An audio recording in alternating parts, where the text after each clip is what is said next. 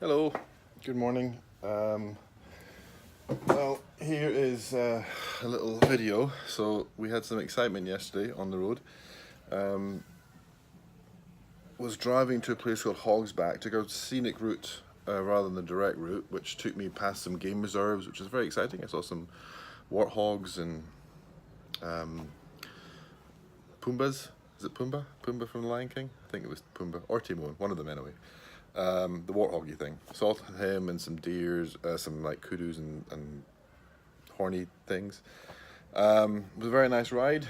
Took longer than I thought. It always takes longer than I think these rides, and it means I end up arriving in towns at late in the day, which this has been a very interesting lesson of why that is a really bad idea. So coming into a place called Fort Beaufort, about 30 kilometers away from where I needed to be, where I was heading for, and the front wheel starts to get mushy, and I realise I have a puncture, which is leaking straight away like that. Like, oh God. Fortunately, I'm in a town, and I quickly go on Google, and I've got data, thank goodness, and I find a hotel, a really nice hotel here. I'll have to add the name to it because they're really great. Managed to get the bike to the front gate and knocked on the door.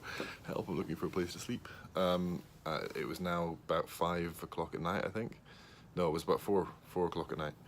4 o'clock in the afternoon, which is a couple of hours away from getting dark. Yeah, get in and get settled and realise I need to do this, a tyre change, a puncture change.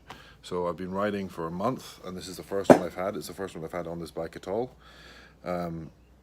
So yeah, it wasn't a lot of fun. We managed to get the tyre off. Yesterday got the bike, the front tyre off the bike, front wheel off the bike.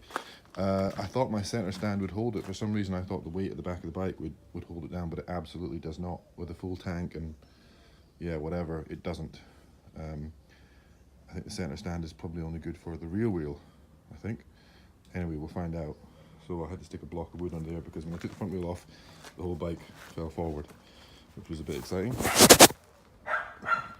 And today has been fixed in the flat, and I am so unbelievably grateful, and to whoever's looking out for me, I'm so pleased that that this happened in the town, because if this had happened 60 kilometers in the middle of nowhere between Fort Beaufort and Grahamstown, I think it was, apparently the road is really dodgy, and not only that, it was the last Monday.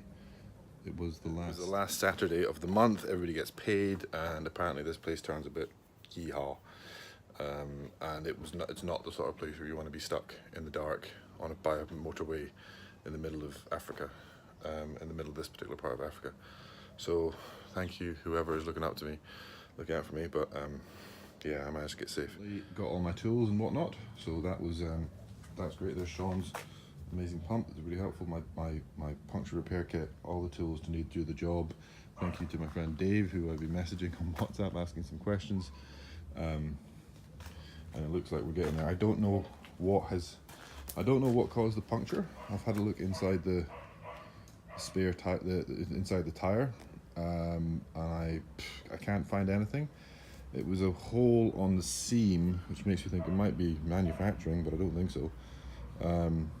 Maybe it was a pin that had done something and it had finally expanded. I don't know. Yeah, a bit of a mystery, which is a bit concerning. So we'll take it nice and easy. I realise now I wish I had some of that gunky stuff that you can just put in to the tube that quickly seals the holes. I need to invest in some of that. But fortunately I had everything else I needed to fix the bike, so yeah, great. Well, we're getting there. We've got to get the tube back on the tyre. First time I ever changed a motorcycle tyre, which is how obviously is the best thing to do. If you're going to ever have to learn how to change a tyre, best do it in the middle of Africa with zero experience. I was so lucky. If this had been last night, I would have been in big trouble. So yeah, very valuable lesson. Got to be really risk averse, or be mindful of making time for problems. Fair enough, this is the first problem I've had in a month, but I can only imagine what would have happened if this had happened at 4:30 in the afternoon yesterday. I don't know what I would have had to have done. Camped out somewhere by the side of the road, not a good idea. Find a truck to get the bike on, maybe, who knows. But never, yeah, fucking touch wood, hope it never happens again. Okay, signing off from this beautiful spot. Cheers.